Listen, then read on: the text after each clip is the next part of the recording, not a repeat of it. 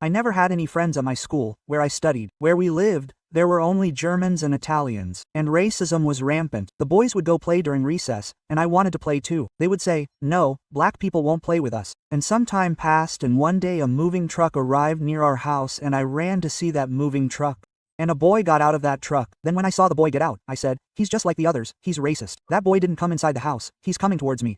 Quote, when he got close to me, I saw her blue eyes and her blonde hair. When that boy got close to me, he said, "Hi, how are you?" I said, "How are you?" Then he held my hand and looked at me and said, "What's your name?" I said, "My name is Abel." He said, "Mine is Reynaldo. How old?" I said, "I'm 9. He said, "I'm 9 too." A little while later he looked at me and broke the silence. He said, "Hey, Abel, you and I can be friends." He was the first friend I had when I was a child. But there was something that left me perplexed. That boy's mother beat him a lot. I didn't know why. And one day, by accident, I found out. We were playing and the woman came and started hitting. The boy screamed, "Why are you hitting me, mommy?" And she said, "Our family doesn't make friends with black people and you go out and play with black people. Anytime now I'll kill you." Quote, he never looked for me again. One day I was sleeping. When I heard someone knocking on the window, I opened the window. The blonde boy looked at me with a smile and said, "Hey, my mother, but my father went shopping in the city. Let's play." I remember that I went to play, but children's games pass by and we don't notice. That boy's mother came, she beat that boy, she grabbed the boy's hair,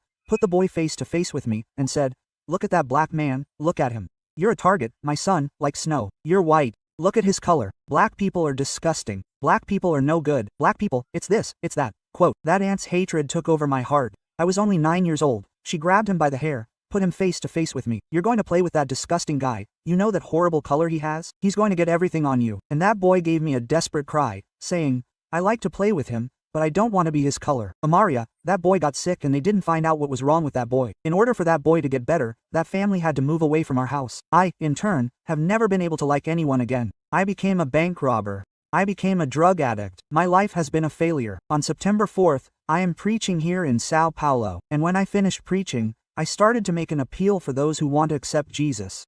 And many people came. But in the middle of those people there was someone who wanted to talk to me, to give me a hug. He wasn't content just to stay down there. He wanted to go up to the pulpit. A man with curly hair came up and gave me a hug. When he hugged me, he let go of me again, looked at me, smiled at me and hugged me again. Then he looked at me and said, "You don't know why I'm hugging you so much, Bello." I said, "No." He said, "This hug has been stuck for 41 years.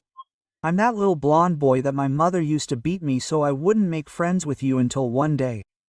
I was afraid of becoming your color. I never forgot you. Abel Porto, forgive me, pray for me, because I'm accepting Jesus and we're going to meet in Brazil there to talk about this wonderful Jesus."